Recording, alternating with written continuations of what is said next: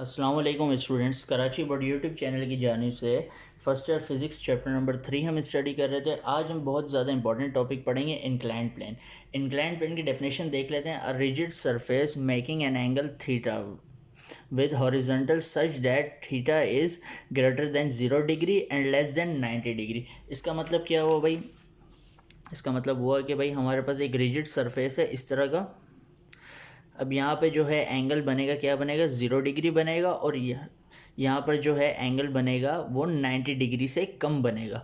90 से कम और 0 से ज़्यादा जिस भी सरफेस पर एंगल बनता है, ऐसे सरफेस को हम क्या कहते हैं? इंक्लाइंड प्लेन का नाम देते हैं। तो अब हम देखते हैं, एक प्लेन हम लेते हैं, एक इंक्लाइंड प्लेन लेते हैं, ठीक है। इंक्लाइंड प्लेन के ऊपर एक हम रख देते हैं बॉडी। अब बॉडी का वेट जो है वो हमेशा आपको पता है कि डाउनवर्ड डायरेक्शन में होता है, तो डब्ल्यू इस तरीके से हमने लिख दिया।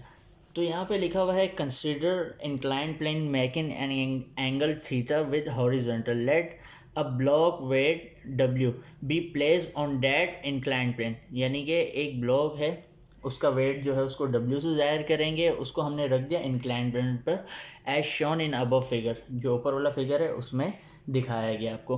अगर हम देखें केस नंबर 1 को, वो कह रहा है भाई बॉडी आपकी रेस्ट में होगी। रेस्ट में होगी तो क्या होगा, इसके थोड़ा सा डायग्राम के थ्रू इसको समझ लेते हैं ताकि अच्छे से समझ में आ जाए। एक मैं ख्याली तौर पर एक्सिस बनाता हूँ, इसको मैं नाम दे देता हूँ एक्स एक्सिस का, और इसी तरीके से यहाँ पे मैं एक एक्सिस बनाता हूँ, इस एक्सिस को मैं नाम दे देता हूँ, इसको बल्कि हम नाम दे देते हैं एक्स का, और इस वाले को नाम दे देते हैं हम वाई का, ठीक है। तो अब बॉडी का जो वेट है वो तो नीचे है, लेकिन हमने वेक्टर वाले चैप्टर्स में पढ़ा था कि भाई हम किसी भी वेक्टर क्वांटिटी को उसके कंपोनेंट्स में तोड़ सकते हैं। तो ये जो है वेट का एक्स कंपोनेंट हो गया, और ये जो है ये वेट का वाई कंपोनेंट हो गया। इसी तरीके से ये सरफेस जो है ये ऊपर रिएक्शन भी तो करेगा, तो ये जो है ऊपर वाले रिएक्शन को इससे ज़ाहिर करते हैं आर से, तो इसका मतलब है सरफेस रिएक्शन। तो अब इस केस में देखा जाए तो एक्सेलरेशन नहीं हो रही, बॉडी मूव नहीं कर रहा, एक्सेलरेशन ज़ीरो है। तो अब हम देखते हैं कि भाई एक्स एक्सिस में क्या हुआ, एक्सेलरेशन ज़ीरो है। आर जो है एक्स एक्सिस में बराबर है किसके? डब्ल्यू एक्स के, ठीक है। अब हमने पढ़ा था कि भाई कोई भी चीज़ अगर एक्स एक्सिस में होती है तो हम क्या कर सकते हैं? W cos theta, cos theta के बराबर होगी डब्ल्यू एक्स इक्वल, वेट का फॉर्मूला होता है एम जी, आगे हमने लिख दिया कॉस थीटा। तो ये चैप्टर नंबर 2 में हमने पढ़ा था, तो आपको आई होप समझ में आया होगा चैप्टर 2। अच्छा, अब हम देखते हैं कि सरफेस रिएक्शन को बराबर ले लिया वेट के एक्स कंपोनेंट के। अब आगे देखते हैं, R equal M G cos theta लिख दिया हमने, ये बैलेंस हो गया, यहाँ पे तो मूवमेंट नहीं है। अब उसके बाद वाई एक्सिस की अगर हम बात करें, वाई एक्सिस में देखा जाए तो हमारे पास ये है वेट का वाई कंपोनेंट है, और यहाँ पे फ्रिक्शन फोर्स है, मूव नहीं कर रहे, तो हम बोलेंगे भाई ये दोनों आपस में क्या है? बराबर हैं। तो ये दोनों आपस में क्या है? बराबर हैं, फ्रिक्शन फोर्स और वेट का वाई कंपोनेंट। तो हम क्या करेंगे, कोई भी चीज़ अगर वाई कंपोनेंट की है तो हम उसको लिख सकते हैं, उसका फॉर्मूला लिखेंगे M G sine theta equal F, ये भी बैलेंस है। अब केस नंबर 2 की बात करें, उसमें कह रहा है कि भाई अब बॉडी अगर मूव कर रहा है एक्सेलरेशन के साथ तो क्या होगा?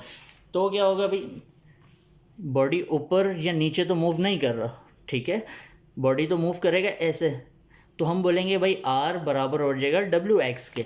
तो आर बराबर हो गया डब्ल्यू एक्स के, डब्ल्यू एक्स की जगह उसका फॉर्मूला लिख दिया एम जी कॉस थीटा, ये हो गया बैलेंस। अब हम बात करें वाई एक्सिस की, तो वाई एक्सिस में क्या है? एक्सेलरेशन है, बॉडी एक्सेलरेट कर रहा है या नीचे की जानिब, तो हम क्या बोलेंगे भाई, जो ये है वेट का वाई कंपोनेंट ये ज़्यादा है और फ्रिक्शन फोर्स जो है वो कम है, तो एक अनबैलेंस फोर्स लग रही है। जब भी एक्सेलरेशन होती है तो इसका मतलब एक अनबैलेंस फोर्स लगती है, उसमें से क्या करते हैं? ज़्यादा में से कम को माइनस करते हैं। ज़्यादा क्या था? बॉडी नीचे आ रहा था, डब्ल्यू वाई ज़्यादा था, उसमें से माइनस कर दिया हमने फ्रिक्शन फोर्स को।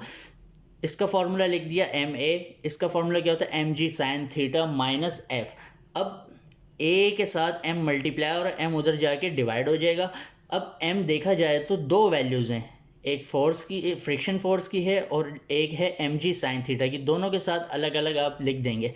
इस वाले m से ये वाला m कैंसिल हो जाएगा, तो फार्मूला बन जाएगा a = g sin theta minus f upon m। यह आपका फाइनल फार्मूला है। जब भी आपको न्यूमेरिकल में बोला जाए कि भैया आपको इंक्लाइंड प्लेन का एक्सेलरेशन मालूम करना है, तो आप इसी फार्मूले को यूज़ करेंगे। आई होप आपको समझ में आया होगा। वीडियो को लाइक करें, शेयर करें और सब्सक्राइब करें।